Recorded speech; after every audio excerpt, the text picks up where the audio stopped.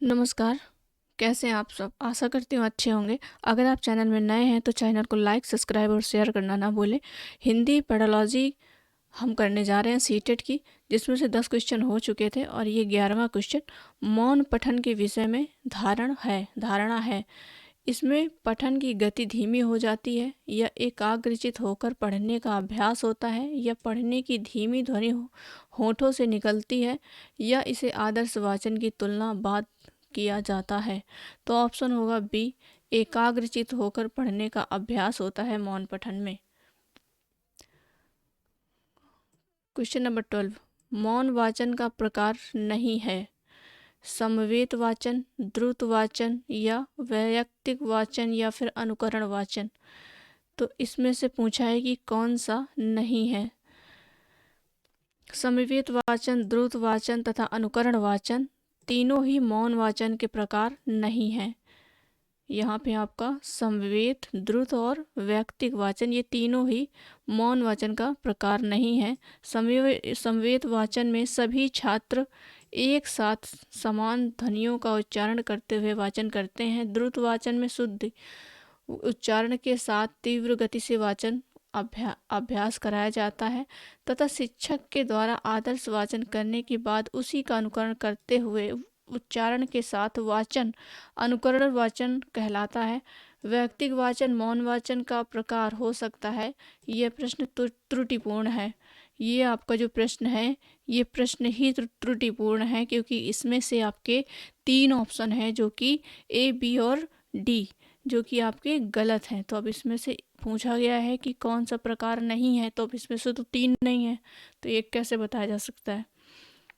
Question number 13, मौन पठन का मुख्य उद्देश्य है सतही ढंग से पाठ खत्म करना, गहन अर्थ ग्रहण करना, बिना बोले पढ़ने की कुशलता का विकास करना या फिर शांति के साथ पढ़ना। तो बी हो जाएगा, गहन अर्थ ग्रहण करना। क्वेश्चन नंबर 14, निम्न में से कौन पठन का प्रकार नहीं है।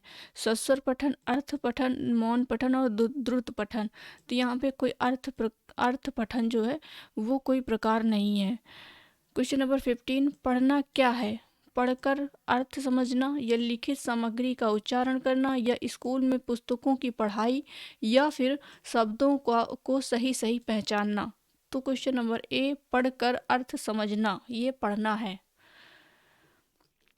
क्वेश्चन नंबर 16, सस्वर वाचन का मुख्य उद्देश्य है पढ़ने में आनंद की अनुभूति, बच्चों की पढ़ने संबंधी झिझक को समाप्त करना या बोलकर पढ़ना।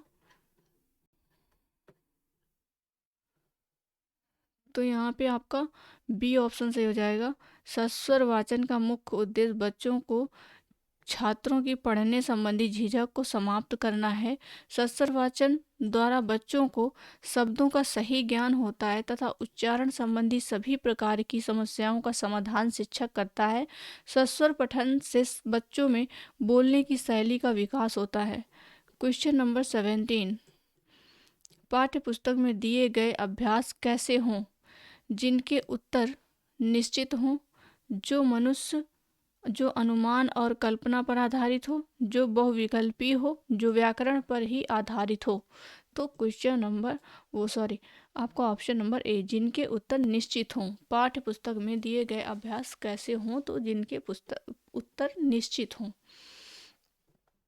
क्वेश्चन नंबर 18, उच्च प्राथमिक स्तर पर भाषा की पाठ्य पुस्तक में विविध प्रकार की साहित्यिक रचनाओं के समावेश का मुख्य उद्देश्य यह है बच्चों को सभी प्रकार की साहित्यिक विधाओं में परंपरागत करना, विभिन्न प्रकार की साहित्यिक विधाओं की भाषाई संरचनाओं से परिचित होने का अवसर देना या फिर विभिन्न साहित्य विधाओं के प्रसिद्ध रचनाकारों से परिचित कराना या फिर पाठ्य पुस्तक निर्माण की परंपरा का निर्वाह करना। तो आपका ऑप्शन जो होगा वो होगा बी, विभिन्न प्रकार की साहित्यिक विधाओं की भाषाई संरचनाओं से परिचित होने का अवसर देना।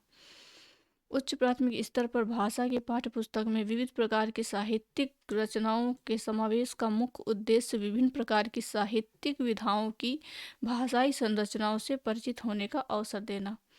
क्वेश्चन नंबर 19, कहानी सुनाने से बच्चे प्रसन्न होते हैं, बच्चे कक्षा में एकाग्रचित्त होकर शांत बैठते हैं, या फिर बच्चे अनुशासित रहते हैं, या फिर डी, बच्चे कल्पना शक्ति व चिंतन शक्ति का विकास होता है बच्चों के। तो ये हो जाएगा डी, बच्चों की कल्पना शक्ति व उनकी चिंतन शक्ति का विकास होता है कहानी सुनने से। क्वेश्चन नंबर 20, एक से अधिक भाषाओं का प्रयोग कक्षाई जटिलताओं को बढ़ाता है। यह शिक्षकों के लिए गहन समस्या है। यह संज्ञानात्मक विकास में सहायक है। किसी भी एक भाषा में निपुणता में बाधक है। तो संज्ञानात्मक विकास में सहायक है। एक से अधिक भाषाओं का प्रयोग यानी कि बहुभाषी कक्षा में संज्ञानात्मक विकास में सहायता मिलती है। क्वेश्चन नंबर 21, बच्चे विद्यालय आने से पहले कोई भी भाषा बोल नहीं सकते, सभी भाषाएं पढ़ सकते हैं, सब कुछ लिख सकते हैं, अपनी बोलचाल की भाषा के अनुभवों से लैस होते हैं। तो यहाँ पे डी हो जाएगा, अपनी बोलचाल की भाषा अनुभवों से लैस होते हैं। ये देखो इसका नहीं आंसर लगा पाई थी। सस्वर वाचन का मुख्य उद्देश्य है, तो यहाँ पे बी हो जाएगा, बच्चों की पढ़ने संबंधी झिझक को समाप्त करना। चलिए आज के लिए इतना ही, धन्यवाद।